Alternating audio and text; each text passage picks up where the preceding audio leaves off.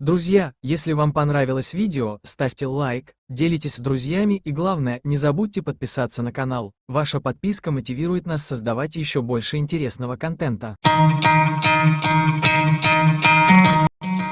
Assalomu alaykum aziz tomoshabinlar.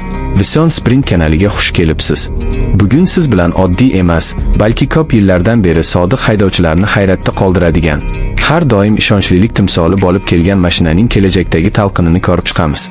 Ha, bu Chevrolet Cobalt 2026. Lekin videoni oxiriga qadar ko'rishingizni qat'iy tavsiya qilaman. Chunki agar videoni o'tkazib yuborsangiz, sizni hayratga soladigan, kelajakdagi avtomobil bozorida juda muhim bo'ladigan ma'lumotlarni boy berasiz. 2026 yilgi Cobalt bu shunchaki mashina emas.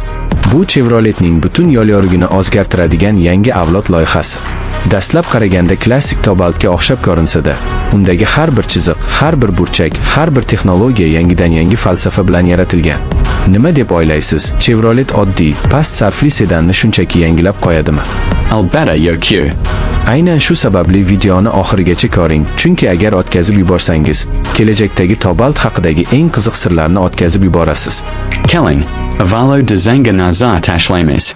2026 Cobalt oldingi modellardan butunlay farq qiladi. Yangi LED optikasi, qayta ishlangan radiator panjarasi, silliq aerodinamik chiziqlar.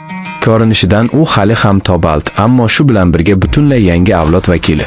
Faralar ichidagi yoritish algoritmi yo'l sharoitiga mos ravishda o'zgaradi. Ha, to'g'ri eshitdingiz, faralar o'zi fikrlaydi. Agar videoni shu yerda to'xtatsangiz, juda muhim texnologiyani tushunmay qolishingiz mumkin. Shuning uchun davom eting. Endi esa eng qiziqarli qism ichki makon. Chevrolet 2026 Cobalt salonini butunlay qayta yaratdi. Raqamli panel, kattalashtirilgan infotainment tizimi, Apple CarPlay va Android Auto qo'llab-quvvatlashi endi yanada tezroq, yanada aniqroq ishlaydi. Haydovchi o'rindigining ergonomikasi shunaqa yaratilganki, uzoq yo'l bosganingizda ham charchoq sezilmaysiz. Materiallar sifati esa siz o'ylagandan yuqori. Lekin eng qiziq joyi xavfsizlik tizimlari. Agar videoni o'tkazib yuborsangiz, aynan shu xavfsizlik funksiyasining hayotingizni qutqarishi mumkinligini tushunmay qolishingiz mumkin. Yangi Cobalt 2026 avtonom yordam tizimlari bilan boyitilgan. Ozozidan tormozlash, yo'l bo'ylab avtomatik harakatlanish, ko'r joylarni kuzatish, bularning barchasi endi standartga aylangan. Biroq bir funksiya bor. Chevrolet uni hozircha ommaga to'liq ochiqlamagan, ammo haydovchilari aytishicha, mashina haydovchining kayfiyatini ham aniqlay oladi.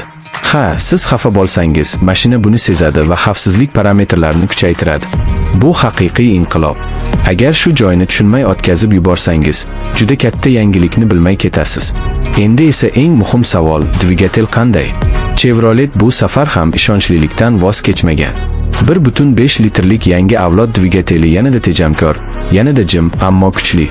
Shahar rejimida yoqilg'i sarfi kamaygan, trassada esa samaradorlik oshgan. Kelajakda elektr yoki gibrid versiyasi chiqishi ham kutilmoqda, lekin hozircha bu sir tutilmoqda.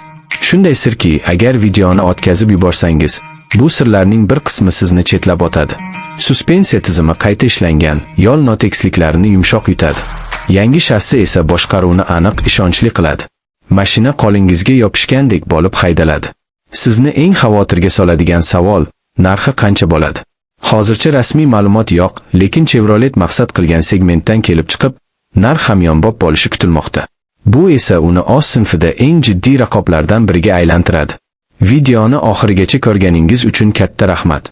Agar biror joyni o'tkazib yuborgan bo'lsangiz, siz Cobalt 2026 haqidagi juda muhim, hatto kelajak xaridingizga ta'sir qiladigan ma'lumotlarni boy berishingiz mumkin. Vision Sprint bilan birga qoling, oldinda bundan ham katta sirlar bor.